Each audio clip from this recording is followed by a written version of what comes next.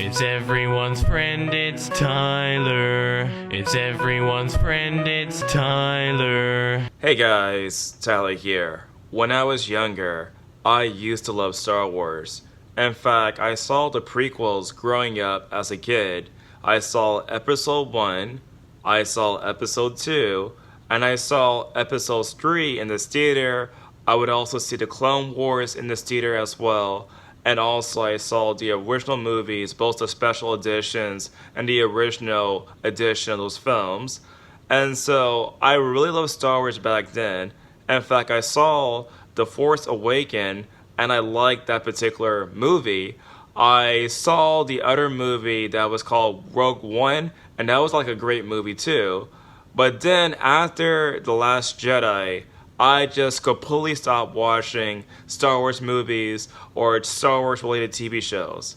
Now, naturally, they announced a new TV show that is known as the Acolyte. And so for this video, we're just going to respond to interviews that have been done by the cast members and the crew members of this particular show, largely because the comments that they have made in these interviews are very concerning to me.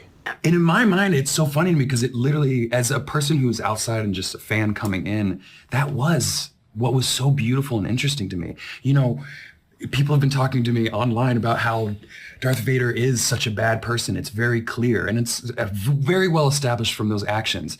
But if you can't look and see that Anakin blowing up the Death Star possibly killed millions and millions of people. I'm going to get in trouble for saying this right now. First and foremost, I'm not necessarily against the idea, the notion of new people getting to the franchise, because at some point, every single last of us who like Star Wars, both past and present, were actually new to the franchise prior to be like experts about the franchise. That being said, how is it that an actor who alleges to like Star Wars and partake in a Star Wars project not necessarily know that it was not necessarily Anakin Skywalker that blew up the Death Star? In the original movie that came out back in 1977, at that point, Anakin Skywalker became Darth Vader, which meant that it was actually Luke Skywalker that was the one that destroyed the Death Star. How is it possible to have people work on your project and don't necessarily know anything about the history behind the lore for Star Wars? This is, I would say, arguably the gayest Star Wars, I think, by a considerable margin. And are you excited about that? Are you not bracing the gayest yourself? Star Wars. Not the. It's pretty gay, let's be honest. Leslie, how do you feel? Am I gay? Yes. Well, no, I know Yeah. you are gay, but I'm asking, are you excited about putting this, this is going to be a talking point? Is it going to be a talking point? I'm sure some. Because nerds are gay. Well, Yeah. some nerds are very not gay and are very threatened by gay Well, that's stuff. true. But Yeah. in my world, nerds are gay. Okay. Was this the fun element of... No, I don't think so. And yet people have told me that it's the gayest Star Wars, and I frankly You're offended? into it. No. First and foremost, I'm not necessarily against the idea of having gay characters, not just in like movies or TV shows, but also in children programming as well. That being said, when you actually put an emphasis on diversity, the story is bound to suffer in the process because you put an emphasis about the message more than the actual story that you want to tell. Now, there are many types of forms of diversity, right? So there's diversity of thought. That's the notion that basically, although you might share the exact same genitalia or the exact same sex or the same race or different races, everybody is bound to think differently than you because you don't have the exact same opinion about a certain subject. That's diversity of thought. There's also the whole entire idea of forced diversity. Now, how I define forced diversity is the notion of using pre-existing characters based upon, races that they were not originally, and transforming into someone different. For example, if there was a character that was actually white, but they turned that character to black, I would consider that to be forced diversity. Or sometimes the message is actually about how many people is on the screen versus how many people is like in the story, right?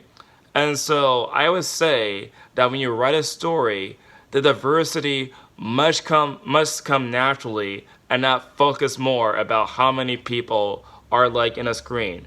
Because when you see that kind of forced diversity, that whole entire notion that the message is actually first, it will not make sure to have like a lot of people be interested in your project whatsoever. And so story is actually more important than any type of diversity that you have. So I don't understand why exactly should having gay characters be a selling point when the selling point should be having a good story. The final video clip that I'm going to respond to is actually a video clip that's really popular on in wokeness, where essentially at first glance it looks really bad because the main actress of the show said out loud that she wants white people to actually cry. What do you want them to walk away with? Because I know everyone has a slightly different feeling. Well, I mean, white people crying actually was the goal. It